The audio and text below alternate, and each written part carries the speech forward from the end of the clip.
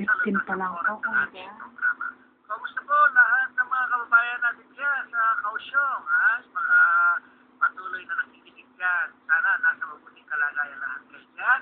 At ganoon na rin yung ating mga kababayan na taga Pintong, Tainan, ang mga taga Miaoli, Hsinchu, Taoyuan at Taipei City na hindi nakakalimutan sa inyong lingkod. Maraming salamat sa mga pinopost sa Facebook at mga matikita sa mga kabataan.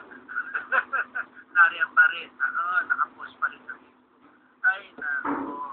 At maraming salamat sa patuloy na pagkakikilig nyo dito sa ating panuntunan. Okay. Ngayong lingkod na to, day off na naman natin sa ating mga kabayan. May mga pagkakataon na sila ay makalabas.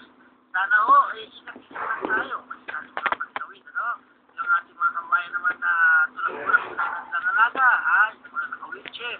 Uy, ingat kayo sa pagkawin din, O, tingnan nyo yung mga traffic rules and regulations. Baka naman, meron rin joy walking, meron naman, marami na sasakyan, tutulak mo kay alaga mo, o kaya habang itutulak ka ng wheelchair, na ikaw nanginipag-usap sa phone. Ay, huwag natin gagawin yan, Baka tayo po ay mag-discuss. Hey, yung mga nasa bahay naman, na nagluluto ngayon, anong ulam natin? Umaga, nakapabalik na kayo, siyempre.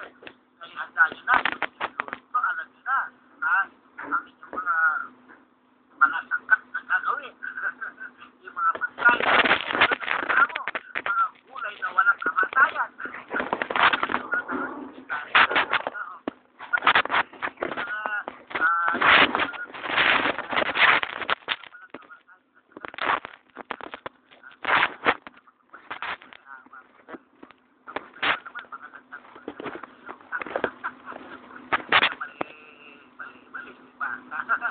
Tama sa marami. Dahil na kulay talaga tama. Okay. At alam nyo, sa umaga nito, ikailan dati, meron tayong pagkabuhayan. Yan kasi napapanahon Dahil sa ngayon, dapat, hindi lang tayo laging para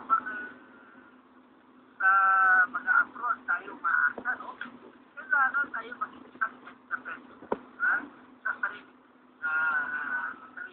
natin, tayo ay magiging isang magaling na negosyante. Diba? Napakagaling doon. Kaya, importante po yun sa bayan na tayo ay matuto na makapagsimula ng hanap buhay. Alam nyo, pag nagsimula ng buhay ng Pilipino, hindi matatawaran ng kanyang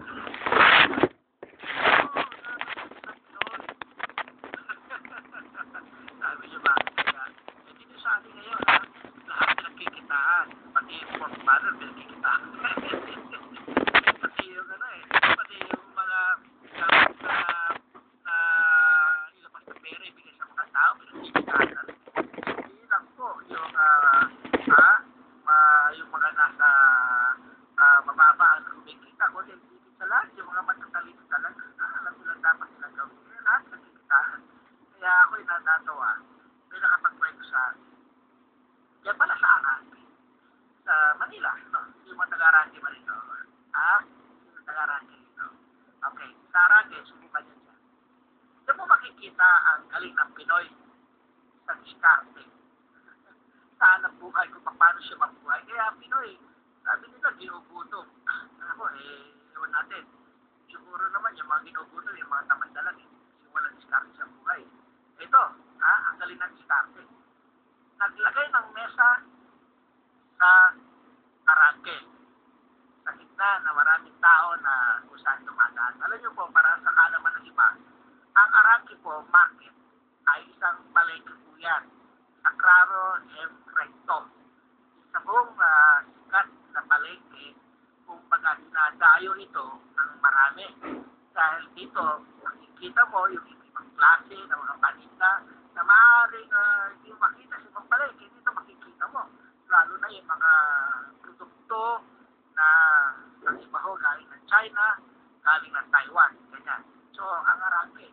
At ang Arangke po yan ay nasa tabi po ng tinatawag natin Chinatown, yung Binondo, along Binondo and Pinapinis. Yan. Maraming mga talagang tindahan dyan,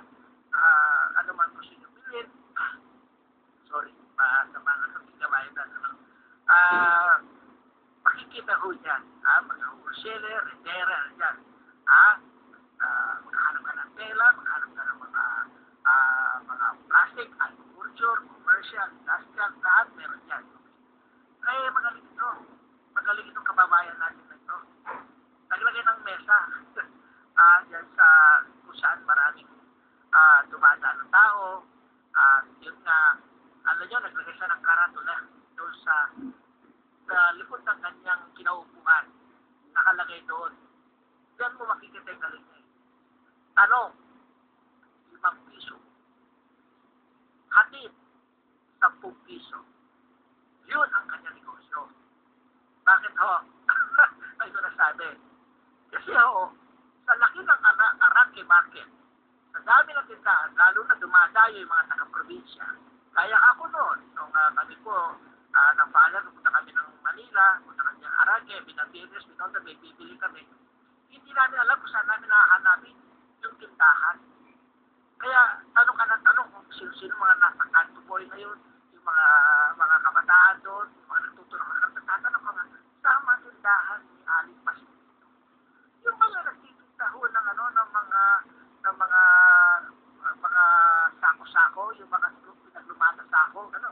O kaya tindahan ni Apong Mang Mario na ang tindaho niya yung mga gulay na nagagaling pa ng Baguio na marami yung mga tindahan.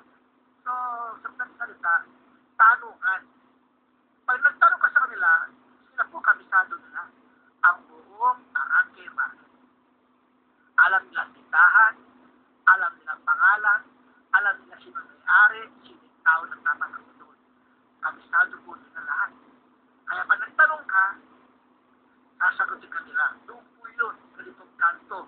Punta po kayo doon, lumiko kayo doon, kumanan nyo na. So, kung maliwa ko kayo, may makikita na ako kayo po doon, o may basurahan, yung po.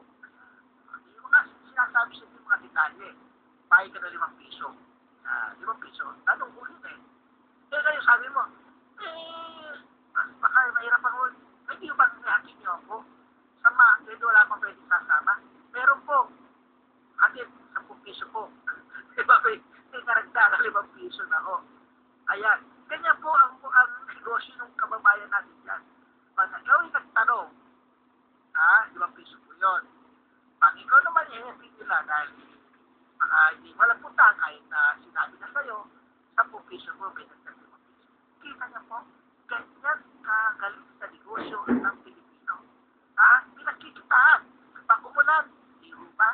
Sinasadya nilang tinatakpan yung informal para bumaha at para makapaglagay ko sila ng tulay at babayad ka ngayon. Di ba? Ngayon naman, punta ka sa mga public toilet, sinasadya, inaalis ang tubig para magkaroon ng tubig doon, maglagay ng drum para sasabihin nila, magkano? 5 piso. Dumi. Magkano? 10 piso. Ganun lang yun eh. Kasi nga, pag nagdumi ka, tubig, gagawin ka. Kasi tayo sa mga bakay napag-usapan lang natin itong galing ng Pinoy pagdating sa negosyo. Lahat pinagkikitaan. Pati yung mga mahihirap, pinagkikitaan. Ganyan kagaling, pati yung mga nasa gobyerno, pinagkikitaan, pati yung mga mahihirap. Galing ng Pinoy.